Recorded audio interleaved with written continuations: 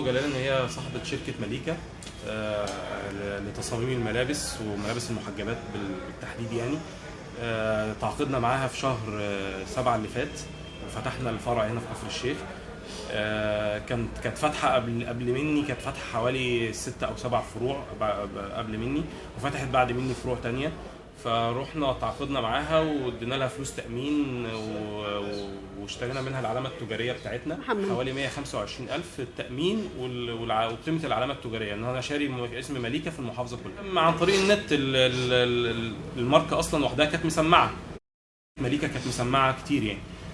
رحنا شفنا اللبس وشفنا الانتاج بتاعها ومفيش مشكلة، والمصنع بتاعها كان في التجمع هناك وكل حاجة زي الفل. وبعد كده رحنا اشتغلنا عادي، جابت بضاعه صيفي واشتغلنا وبعنا ووردنا فلوس وكل حاجه. والمفروض الكوليكشن الشتوي كان ينزل من العيد الكبير ده، والعيد ما نزلش كوليكشن شتوي. بقى لنا 3 شهور اهو ما فيش كوليكشن شتوي خالص. كان في بنود احنا كنا عايزين نزودها وهي كانت معترض عليها زمان، بس بقى مع الضغط عليها وافقت عليها وكتبنا ملحق للعقد ومضيناه وكل حاجه تمام. ان هي في حاله الخساره مثلا هتشيل معانا في الايجار، هتشيل معانا في الكهرباء، ده في حاله الخساره. ومتفقين ان البضاعه كانت تجي لنا الخميس اللي فات ده اللي هو الكوليكشن الشتوي. ما نزلتش بضاعه ولا خميس ولا جمعه ولا سبت، اتصلنا عليها ما بتردش علينا، ما فيش حد بيرد علينا خالص. فرحنا لها يوم الاثنين الصبح، لقينا الشركه مقفوله والمحلات اللي هي فروعها هي الشخصيه مقفوله ومش عارفين راحت فين. المهم قعدنا دورنا سالنا، عرفنا ان هي سافرت. احنا عرفنا مع طبيعي ده، احنا اللي معرفين السوشيال ميديا ان هي سافرت بالصفحه بتاعتنا اللي احنا عملناها اللي هي مليكه برانشز، اللي احنا عملناها بديله للصفحه بتاعتها هي.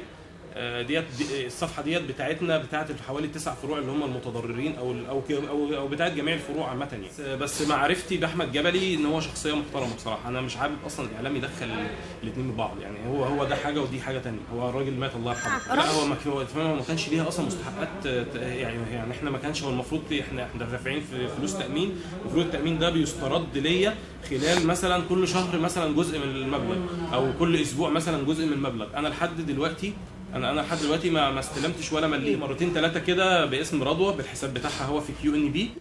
بعد كده ليها حساب تاني باسم مليكه ديزاينز في نفس البنك برضه. هي رضوى نصابه.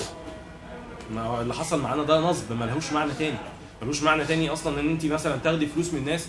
ده غير المستثمرين يعني، احنا كفروع حاجه وغير المستثمرين دول حاجه تانيه. المستثمرين حوالي مثلا 3/4 الفلوس اصلا اللي هي هربانه بيها دي من المستثمرين مش من فلوسنا يعني. احنا فلوسنا مثلا 125 110 105 الفلوس